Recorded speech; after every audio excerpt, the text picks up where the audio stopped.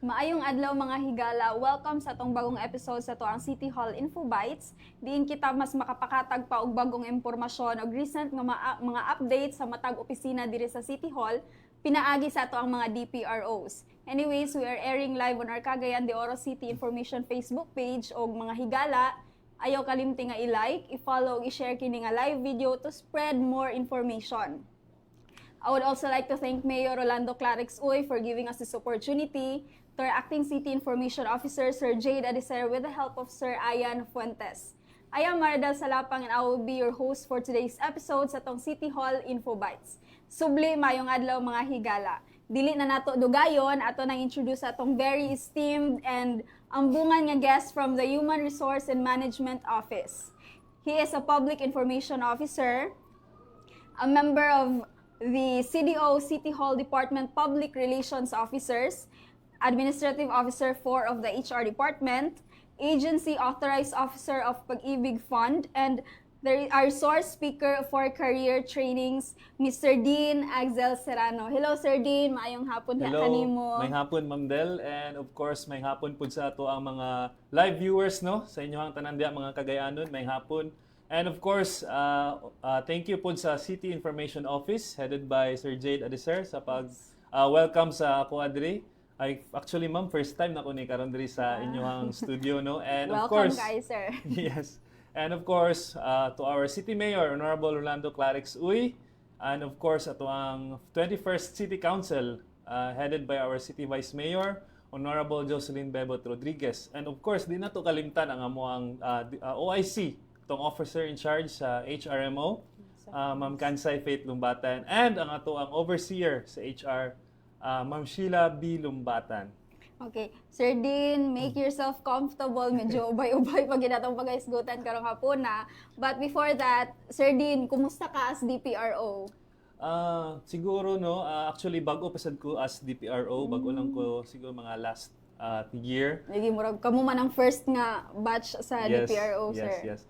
So, bale, siguro na yung mga gagmay nga mga adjustments, no? Regarding sa mga information, especially sa mga office. Kay, of course, na ang mga DPRO na may mga representatives sa per office and na po officers jud as a whole. So, I'm kanang coping, no? So, mo na siya ako ang maingon karon, Ma'am Del. It's nice to hear that, Sir Dean, no? Sir Dean, pwede ba ka makahatag og insights and imong mga some memorable experience so far as top member sa tuang DPRO? Okay, so far karon natay gibuhat karon nga kanang CDO City Hall employees nga Facebook group. So napo tay Facebook page no sa HRMO. So karon natay gibuhat nga sa tawag ani employees nga Facebook page ay Facebook group kay para didto tanan mga announcements ana. So bali isa pud ko sa admin ana nga group kay para mabutang nato ang mga announcement didto nga which is sa mga some cases man good kung sa group chat lang nato ibutang usahay matabunan sa mga uban announcements, and siguro ang mga AOs nga representatives per office dili kaayo nila pagtagad siguro kay mo na sa mga group chat pud nila matabunan. So karon gitahasan pud ko sa ato ang head sa HR no si Ma'am Kansay, isa pud ko sa natahasan bali nami mga ubay-ubay pud mi diha nga magbuhat gid og page group kay para didto tanan mga announcements. So far na natay mga almost 1,000 ang mga members nga naa karon. So ang among goal is as much as possible mapasulod na to tanan employees para updated sa ato ang mga announcements, no, especially sa HR nga side. For organization yun sa Sir Dean, no, na mas maka-disseminate man tag proper information kung dito kay as what you said, kung sa GC lang na possibility nga matabunan, dili mabasa sa uban. Yes. Kay kapuyan na og backread. Mao pod. Okay, Sir Dean, pwede ka maka-highlight og one major program sa inyong office? Major program. Daghan mag-major programs, no, pero siguro kani akong maingon na lang since gikan magud ko sa Learning and Development, no, nga division sa HR. So siguro ang LDMS, atong ginatawag nga LDMS, which is muna siya ang Learning and Development Management System.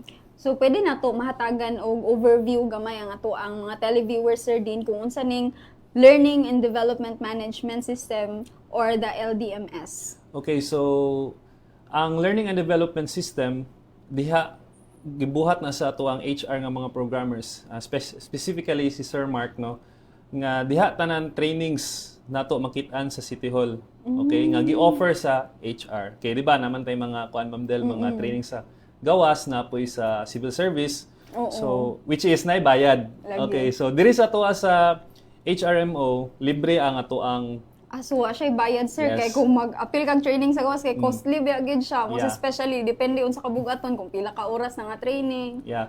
So, napoy mga training sa HR nga naay bayad pero minimal lang gid kaayo as much as possible. So, ang ato ang gibuhat ani sa LDMS ng system is makita na nato ang mga trainings available and dito ta mag-register and dito na po nato makuha atong certificates.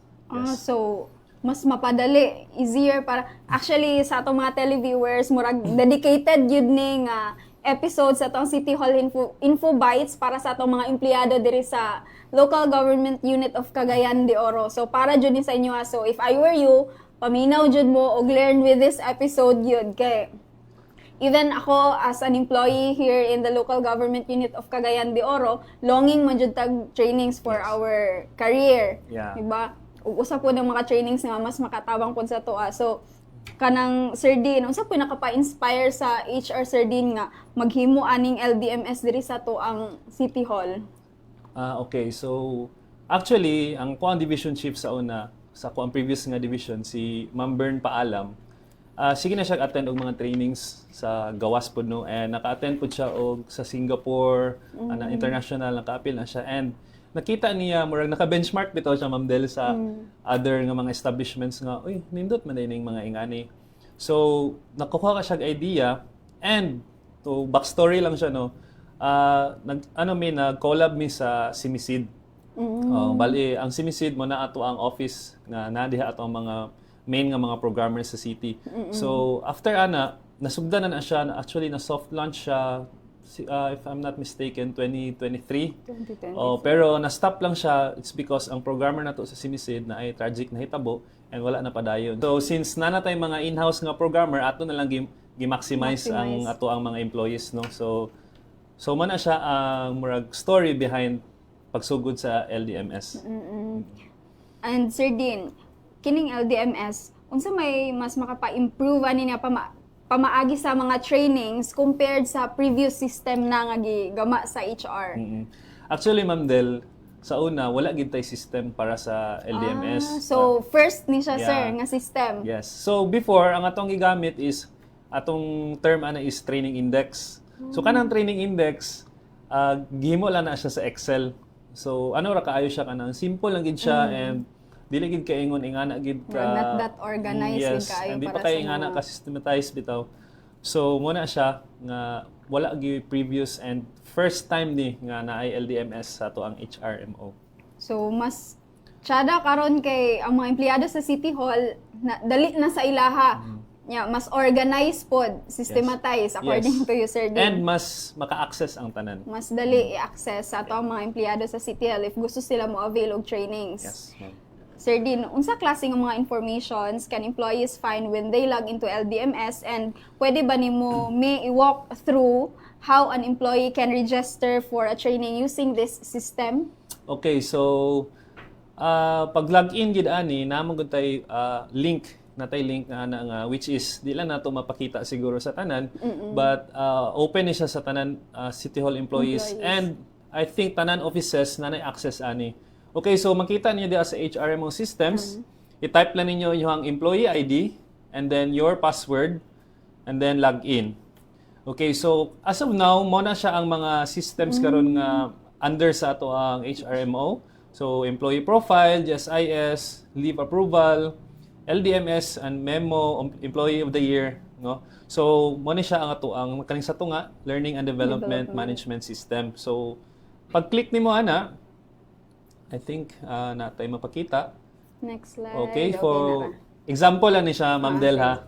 Gibutang lang ako ang ako kay para makita lang sa tanan. And isa lang ka training ato example. So mo na siya. So makita nimo my profile and then pwede mabalik sir. Pag-click nimo sa my profile, din nimo na makita nga oo, mo na siya ang sa my profile. Okay, mo na ang mga trainings nga na human nimo. Okay, so next.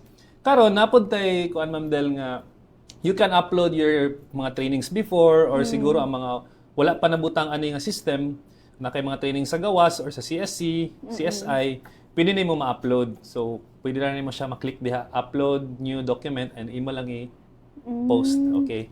Nice siya nga platform, no? Makita na tanan. So, diri ta karon sa register training which is mo gini ang main gid nga highlight. Okay, so ang HR office, 'di ba, mag-handle og training. So, pag-click nimo sa kanang select training, makita nimo Ma'am Del nga unsa ang mga trainings available. I-click lang nimo and i-fill up lang na nimo tanan, okay? And register. After nimo pag-register, pwede mabalik, sir. Okay, after pag-register, mugawas din diha ang imong QR code. View QR code. And after pag-view anang QR code, upon entering sa training, imo nang ipakita sa HR nga staff kay mo na ang magbasihan sa imong attendance. Okay. So speaking of attendance, before nimo makuha ang imong certificate. Ay, Sir Din, unsaon po dahil nila pag-download sa ila ang certificate, Sir Din, okay. after sa completion sa training? Okay, sige. So, bale, before gini mo makuha ang certificate, Ma'am Del, i-check na sa HR office kung naka-attendance ka through QR code. And of course, napuntay pre-evaluation, ay pre-test, napuntay post-test, and evaluation sa tuang mga speakers. Nga kinahanglan nila i-comply. Yes. So, pag humana na nila tanan, kung ma-check na sa HR office nga, nana na tanan, automatic sa atong system, kung pwede man next. Okay, so nana na siya diha ang view certificate. Okay, so pag-click nimo ana, for example, based ako ang example ganina ang ako which is ang ato ang HR Summit at last 2025, mo na din na Ma'am Del, makita na So, nimo. after na ma-verify sa HR, Sir Din, automatically, pwede na dahil nimo nga, na-available na dahil na Yes. certificate na to. Nice siya, Sir Din, no, kay kung mag-appeal mo tag training sa gawas, murag magpaabot pa magudtog tag 3 to 5 working days. So, amazing kayo kay diri nga system, automatically if ma-verify na siya sa HR nga kung na-complete nimo ang training, na-comply nimo ang mga kinahanglan nga i-comply, available na din diretso nga to ang certificates. Yeah, and mas easy pod para sa user nga side, it's because sa una man good pag human og training, usahay certificate of appearance pa lang ipakita kay i-print pa namo ang certificate nga na. So Papermahan karon pa. mo na atong gibuhat kay para mas paspas pod siya and mas efficient. Yeah. Okay. As of now, Sir Din, trainings are uploaded after a memo is released man, no? How does this process work step by step for the employee? Okay. So actually natay types of training man good Ma'am Del. Pwede nga HR ang mag-initiate ani nga training based sa training needs assessment which is every year gaadto mig offices magpa-fill up mi kung unsay mga trainings needed ani nga office or as an individual unsay imong gusto nga training. Excuse me. So mo na siya ang ato ang HR initiated nga trainings pero napoy requested. So kanang requested balik ka mo office, mag-letter mo sa HR office nga mag-request mo og training pero budget ninyo sa office. Kay kung gusto man gud ninyo nga kamo lang exclusive, pwede ra gid kaayo or na may specific nga training. So mo na siya ang steps ana. So mo to siya ang duha ka ways nga na types of training sa HR, no. So upon for example sa HR initiated nga or HR initiative nga trainings, pag magpahibalo din mi through a memo nga mo na siya ang training na din list of names. So ahya din mo or ahya din ang employee mag-register sa ato ang system. So mo na siya. Same lang gyapon if requested sa office, after ninyo og request, sabutan ang date, ahya din nato ibutang sa system ang type sa training unsa kanus sa ang date nga na. So makita ra na siya tanan sa ato ang system. So mga training details, sir. So na-mention man nimo, sir, like training details, like kanang mga schedules, slots sa trainings. What do you think, Sir Din, ang importansya ani para sa mga empleyado, Sir Din? Siguro since namagitay system aning LDMS, importante kay siya kay makita na nato ahead of time kung unsa ang mga trainings available and pila lang ka slots ang available. Most especially since ang HR initiated or HR initiative nga mga trainings, Ma'am Del, is amo ang budget. So nalagi tay slots nga pwede. For example, kaning training butato basic customer service skills. Nalang tay mga 50 slots. So paunhanay. So kanang first come first ano gani siya. So ingana na siya mas maayo nga nanagi system para makabalo inform ang tanan through sa atong system kung unsa ang mga availabilities and ang time and date. So sa tong mga empleyado sa City Hall mas maayo nga the earlier maka-scan na mo og mga available trainings if gusto mo mag-join. Okay. So Sir Dean kanang nabay mga common challenges sa mga employees might encounter aning kuan sir?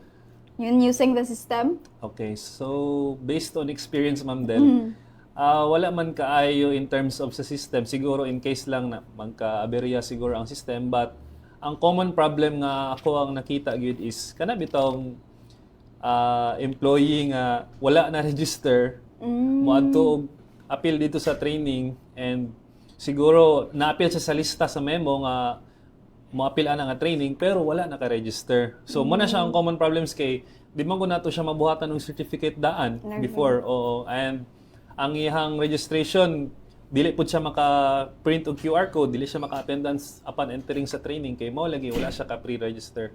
So mao siguro na ang ato ang bantayan mga kauban no nga kung natay mga trainings as much as possible magpatabang ta sa tuang mga AOs and mag-pre-register kita para iwas sa mga problema. Mga challenges.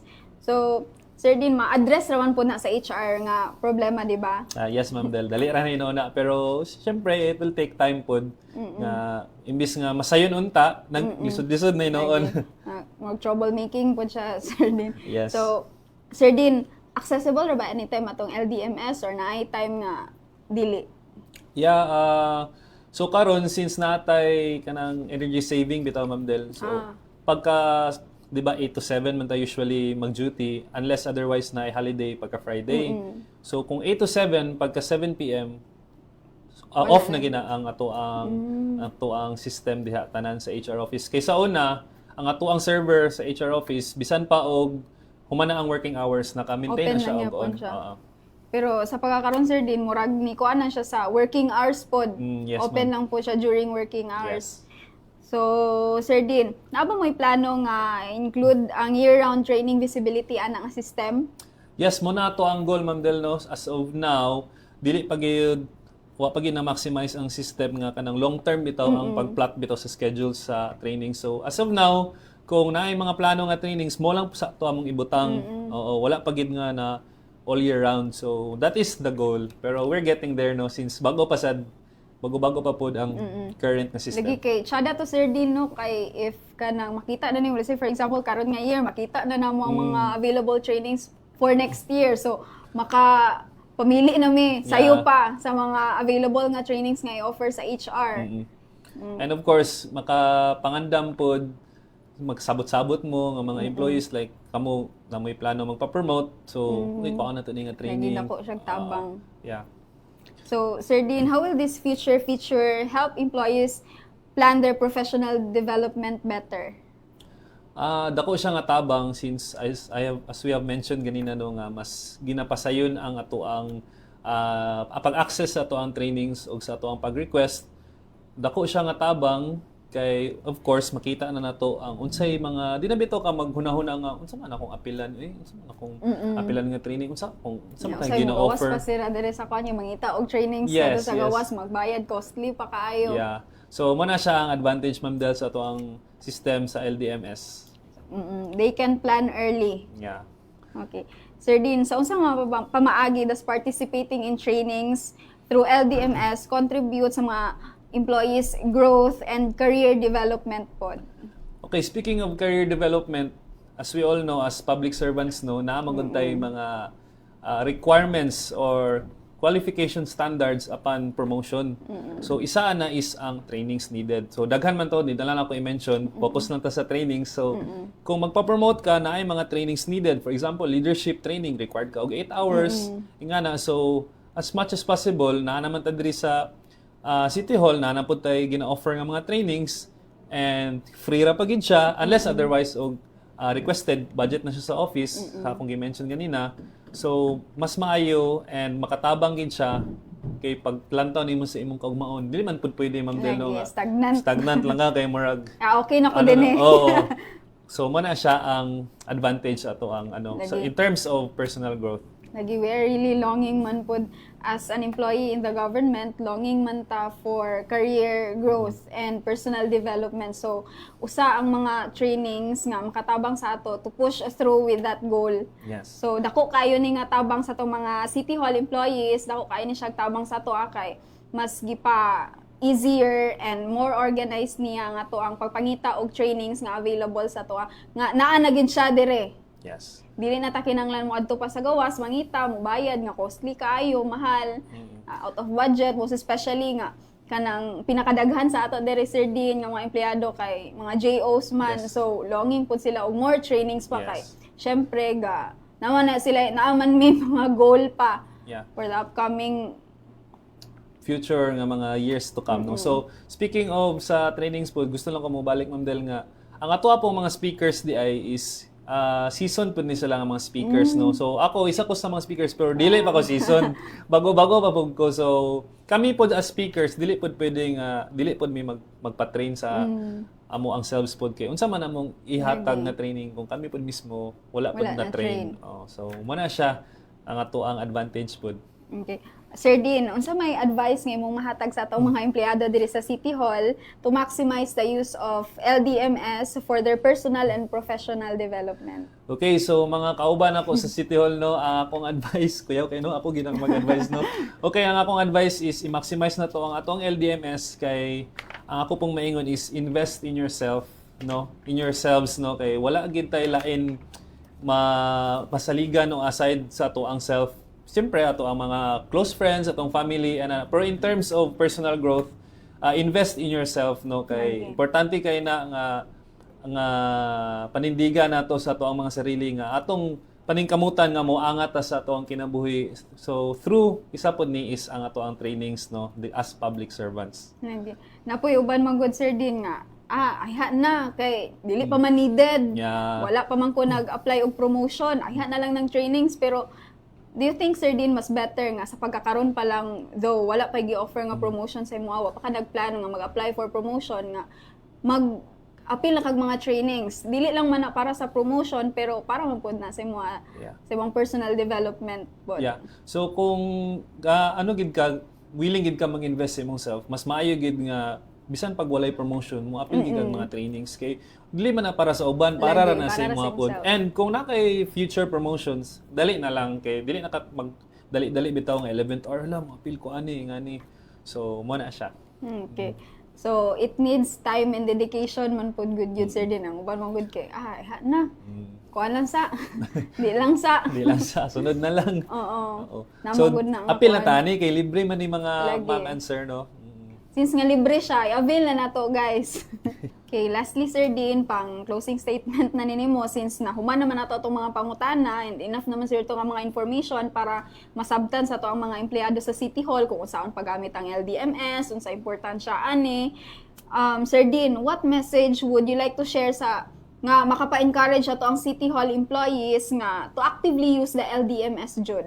Okay, so mga kauban ako no sa City Hall, akong gi-invite ang tanan sa paggamit sa to ang Learning and Development Management System kay para ni gimugna gini sa HR office headed by Ma'am Kansay to make it easier sa tong mga kauban nga maka-appeal og trainings and of course maka-save pud ta no in terms of finances. So ayaw kalimot og check sa to ang system.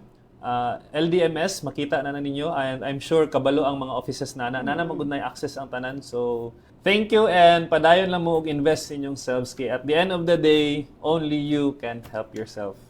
Okay, daghang salamat Sir Dean. Murag that wraps up our episode sa Toang City Hall Info Bites. Thank you for sharing your time, your knowledge, the information nga imong gihatag for clear understanding sa atong mga City Hall employees. Dako kay na siya tabang Sir Dean and sa tanang City Hall employees atong suportahan ug atong gamiton ng LDMS kay dako pud kaayo ni siya tabang sa to ang personal development and for our career growth.